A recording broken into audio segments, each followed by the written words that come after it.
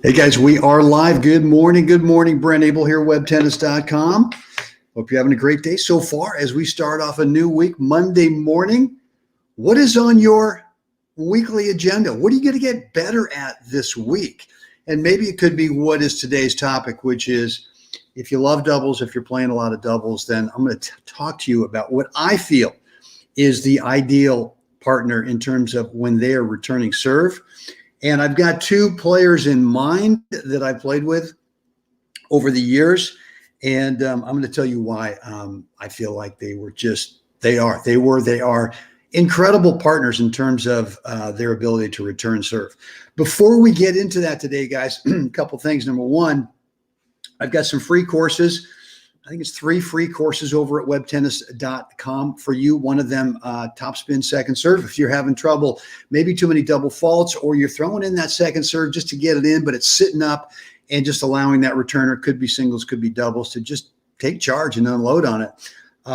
If you want help with how to get more racket speed so you get more power on it, which really gives you a nice spin, so that you get a nice high bounce out of that service box over there, not giving that returner any kind of advantage to start the point.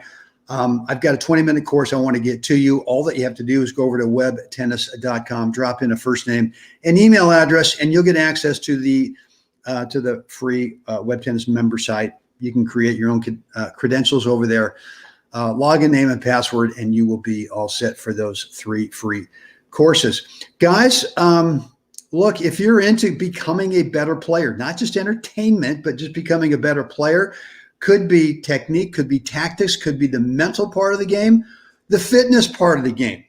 If you're over at YouTube, click that subscribe button so that you get notified every time I upload new videos and or go live as we're doing this morning. And look, specifically, if you're into doubles and maybe return a serve, then hit the like button, share button if you're over at Facebook or YouTube, so I know that that's an interest for you, and to make more content around this topic today.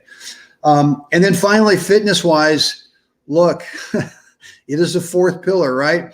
In terms of becoming a better player, I think there's 5 pillars: technique, tactics, mental, physical, number 4, and then the 5th thing is experiences. How often can you put yourself out there and gain the experience that you need to know what parts of the game that you have to work on? You might think right now I need more top in my forehand. Well, maybe that's not the thing that you need to work on. Well, the way you discover what that thing is, or those things are, is that you get out and you compete, whether it's practice sets, whether it's league matches or tournaments. I know it's been a little tough the last year, but anyway, so there you have it. But number 4, fitness. Right?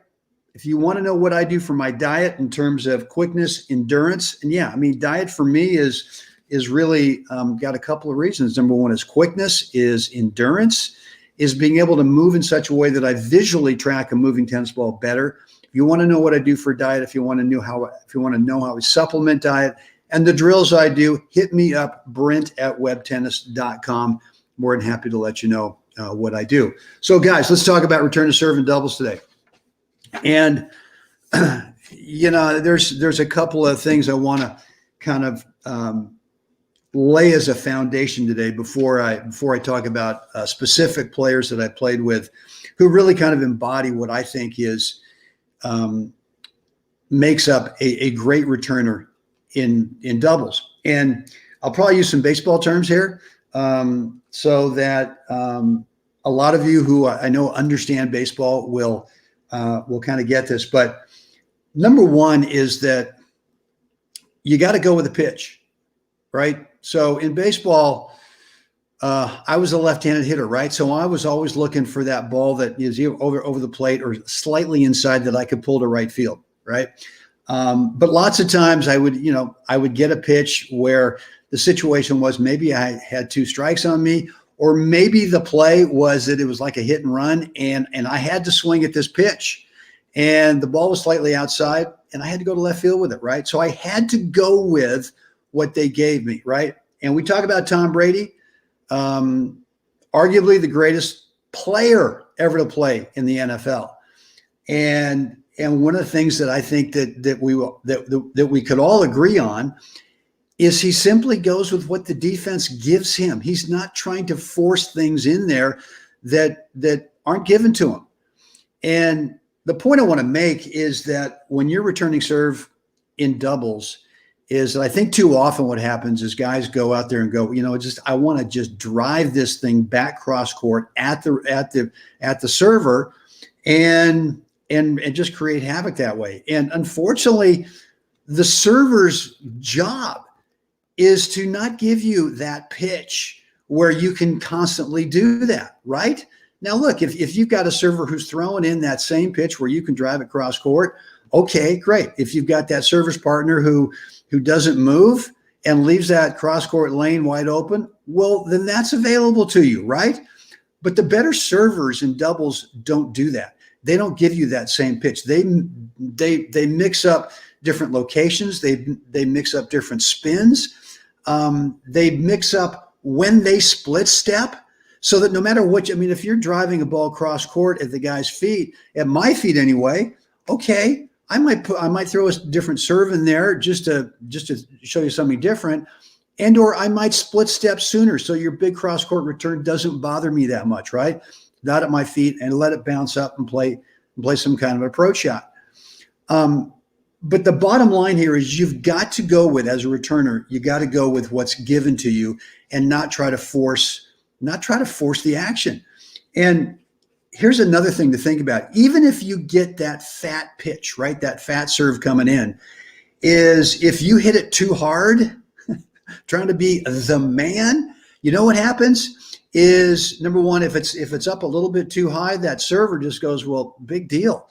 You're just giving me a volley that I can just redirect, or I can just, borrow the pace. I don't need much technique.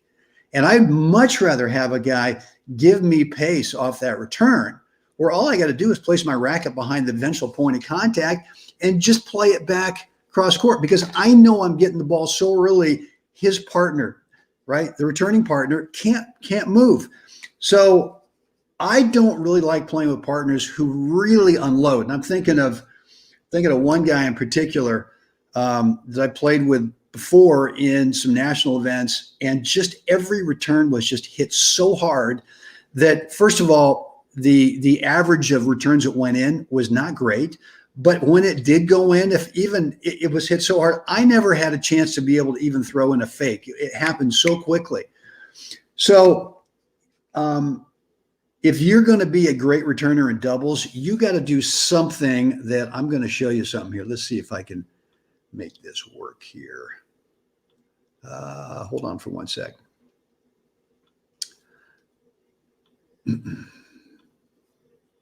So, where are we here? Where'd I go? Come here, baby. There we go. So you may know this man. This is the great Dick Johnson. Unfortunately, we lost Dick a couple of years ago, but in 2018, this picture was taken after Dick and I had won the national 70 hardcourt doubles in Houston in March of 2018. So almost 3 years ago. As I said before, we lost him just about, a year and a half ago. Suddenly, tough loss obviously for his family, but also for the tennis world as well. But here's a guy who I just knew as his partner when we were returning serve that he was going to take the pitch. He was going to take the serve, and whatever was given to him, he was going to play the smart shot. And for me, I just, he and I had played, before we played this tournament, I think we played two times in a Palm Springs tournament. So by then I really knew how he thought about the return. And so if he got pulled out, and he played the deuce court when we played, if he got pulled out wide, I knew a lob was coming.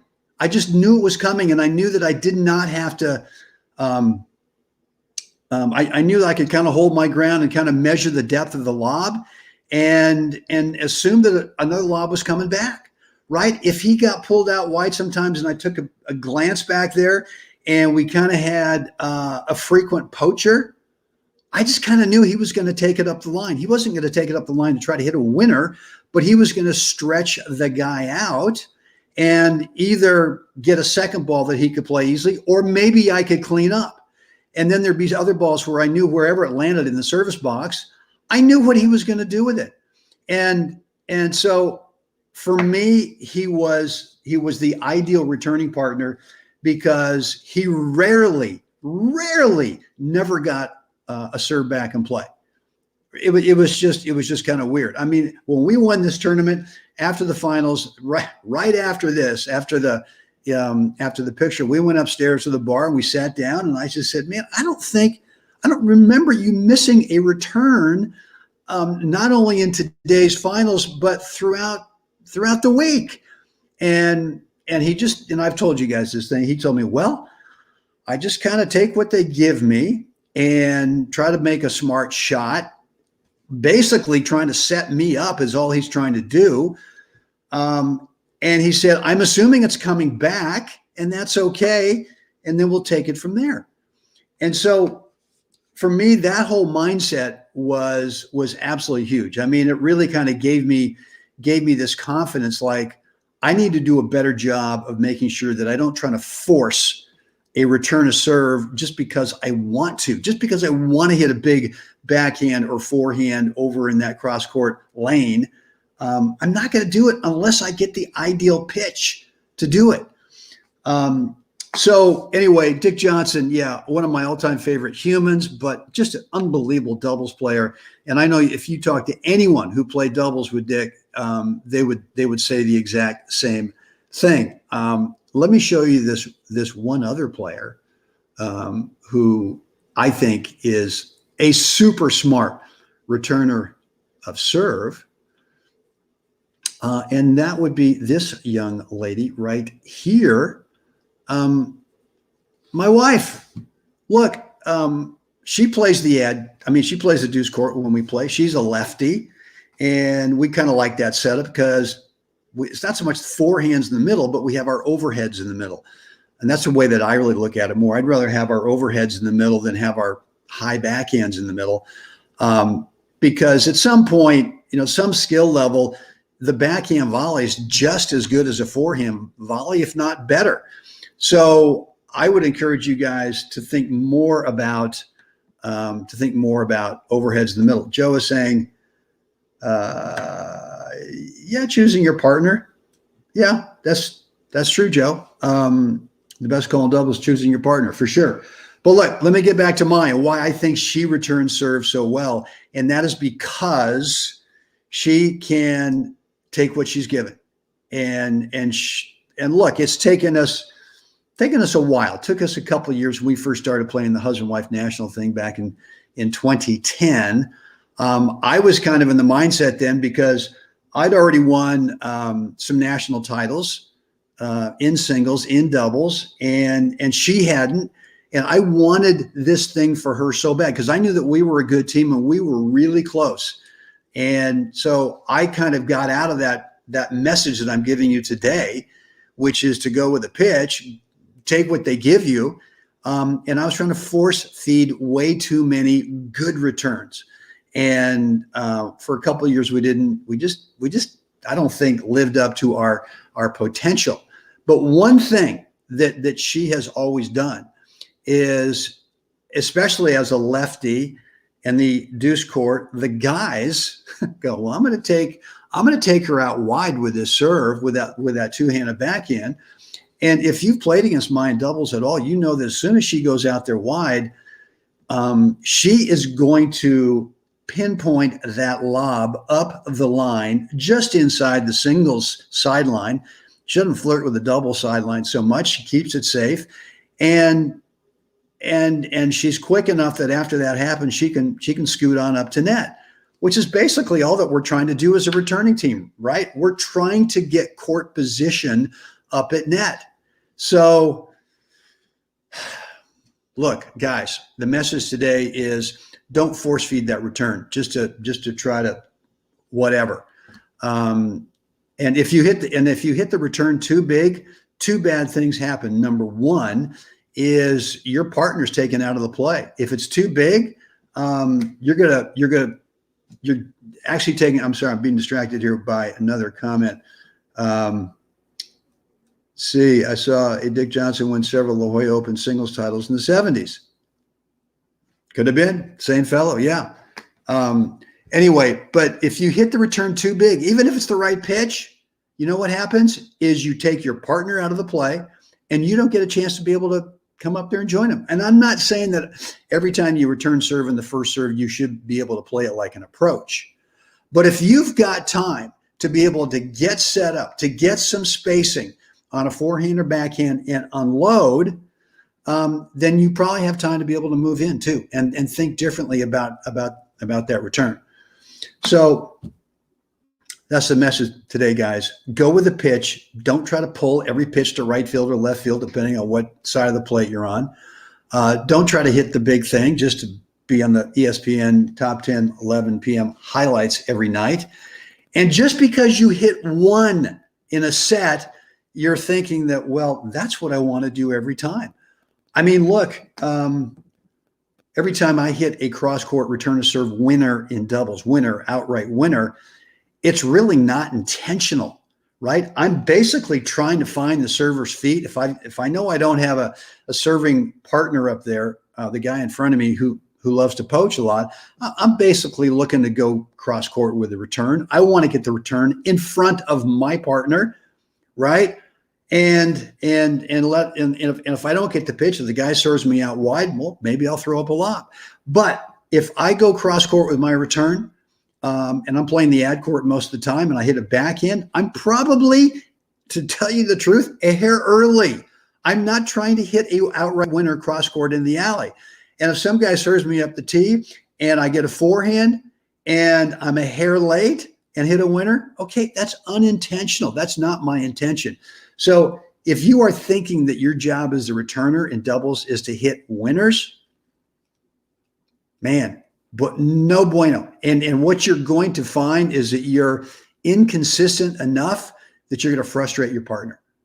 So anyway, I'm done. I'm done with that. Guys, there you have it. Anyway, a little bit of a rant today. And anyway, just want to let you know what I think makes a great partner in terms of when they are returning serve. And look, the other thing as well is I see too often where you get up, let's say love 30, or you're up 540. And you got to understand when you're returning serve and it's love 30, it's 1530, love 30, it could be 1540. Who's got the pressure? Not you. The server, the serving team has got the pressure. And so your job is to force them to play. Your job is not to force another big shot, another this or that they, your job is to force them to play. And when you force someone to play, what I have found in my decades of playing singles and doubles, you force someone to play when they're behind, right? I mean, when they're behind love 30 or 1540, you're going to get a lot of free points. Either they're going to throw in a double fault, whatever, or else you're going to just play a standard ho-hum return to serve, and they're going to miss that transitional shot. And so I'm done. I promise this time I'm done. All right, guys, look, if you want help with getting quicker, better endurance in the court, and moving in such a way that you visually track the moving tennis ball a lot more clearly, which helps you with spacing and timing for your next shot, let me know. Brent at webtennis.com. I'll let you know what I do drill-wise for that, along with diet and how I supplement as well. That is Brent at webtennis.com. Guys, with that, get out there today. Help someone else have a spectacular day. Guys, I'll see you again tomorrow.